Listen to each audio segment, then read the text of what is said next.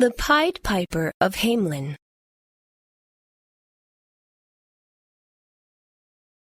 Long ago, the pretty little town of Hamelin in Germany suffered from a terrible plague of vermin. The town was overrun by huge rats. They scuttled over the tiled rooftops, infested cellars, and found their way into every larder in the town. They ate their way through barrels of apples, devoured cheeses by the dozen, and gobbled up the grain which the townsfolk had stored up for the winter. The rats were bold as brass and feared no one. They stole the food from tables, fought with the dogs and cats, and bit the babies in their cradles. Naturally, the people of Hamelin did everything they could to get rid of the pests. They smoked them out of their holes and put poison down for them. But it was all to no avail. Every day that passed, the rats increased in number, growing fatter as the people grew thinner. All day and all night, Hamelin was filled with the deafening noise of the rats squealing and gnawing, so that there was not 40 winks of sleep to be had in the whole town. At last, the townsfolk could stand it no longer. They marched in a great crowd to the town hall and demanded angrily that the mayor and his council should do something about the vermin. But what could they do? The mayor and the councilors were afraid of the angry mob and of losing their jobs. They loved their beautiful fur-lined cloaks, their gold chains, and the feeling of importance which these things gave them. "Surely someone can think of a way of ridding us of the rats," cried the mayor. "We will offer a reward to the man who can come up with the answer." The councilors agreed that this was a good idea. So the very next day, a town crier was sent out to read a proclamation in the town square. He rang his bell and shouted loudly, "There will be a reward of 1,000 guilders for whoever is able to rid Hamelin of its plague of rats." Well, as you know, everyone was already trying to get rid of the rats, but now they tried even harder. Rat catchers came from all over Germany to try their luck. Huge traps were dug out and baited with giant cheeses. Clever chemists concocted bubbling poisons to pour down the rat holes. But still, the rats infested the town.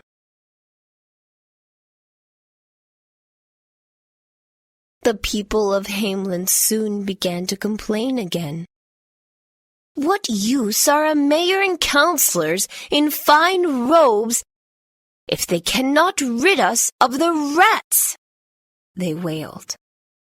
Once more, they marched to the town hall and beat upon the door. Inside, the mayor and his council shook with fear.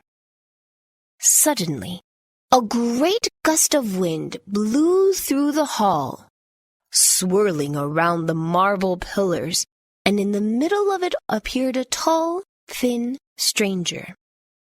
He was dressed in a most peculiar fashion, half in red and half in yellow. In his cap he wore a peacock feather. A mysterious smile played upon his lips. His eyes twinkled with a strange light, and in his hand he carried a long, thin pipe. "Who are you?"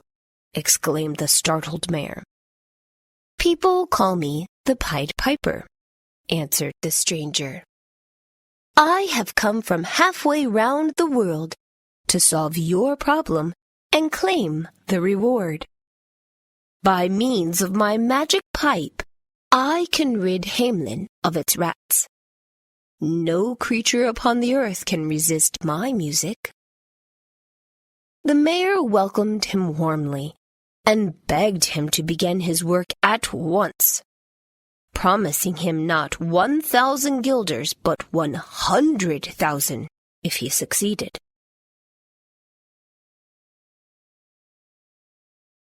The Pied Piper stepped out into the streets and began to play his music, dancing off lightly over the cobblestones.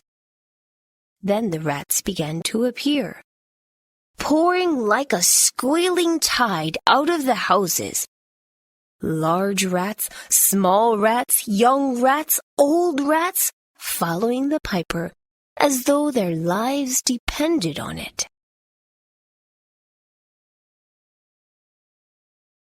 On and on the piper danced all the way across the town, with the rats surging behind him, until at last he reached the river Weser. There, he stepped into a boat, and continuing to play, he floated out over the deep, dark waters. After him came the rats, pushing blindly to the river's edge. They threw themselves in.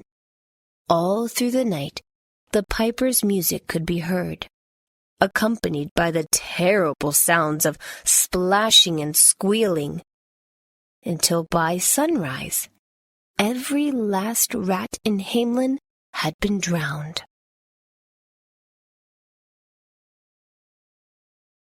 That morning there was a great celebration in the town. But when the Pied Piper appeared in the town hall to claim his reward, no one appeared at all glad to see him.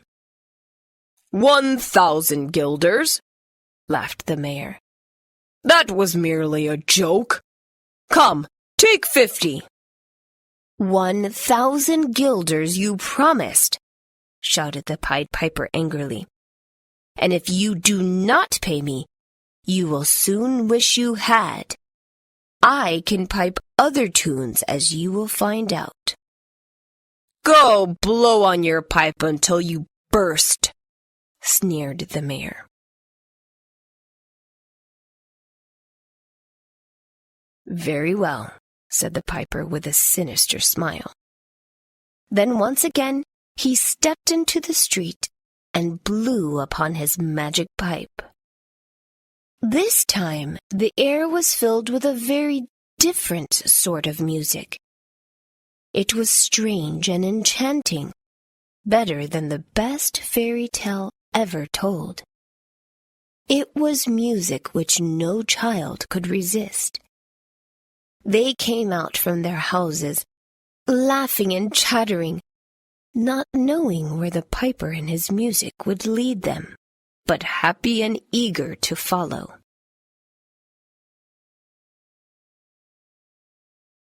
The townspeople could only stand and watch, frozen like statues by the enchantment of the music. Soon, every child in Hamelin was following the piper, and it looked as if he was leading them down to the river Weser. "Are we to see our children drowned?" thought the horrified parents. But no. As they watched, the piper turned west, towards Koppelberg Hill. Then a great sigh of relief went up from Hamelin. "He can't possibly lead our children over Koppelberg," thought the people. "The hill is far too steep. He will surely have to stop." But, unbelievably, as he advanced, the side of the hill opened up before him, and the piper, followed by the children, disappeared inside. Then the hill closed up again, crashing together with a sound like thunder. only one child was left behind, a little lame boy who had not been able to keep up with the rest. He returned home sad and disappointed, knowing that he would never see the enchanted land the music had promised to lead him to. Without the children, Hamelin was a quiet, unhappy place for many years afterwards.